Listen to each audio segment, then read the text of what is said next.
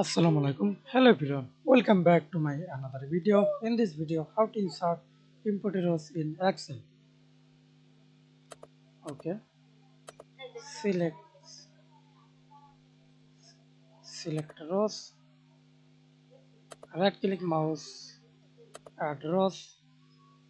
Below the selections, type of number, rows number 5 or 4. Now click OK. Now see this. Add rows. And another way, type select rows 1 2 3 4 5. Right click mouse and insert enter row. Now click OK.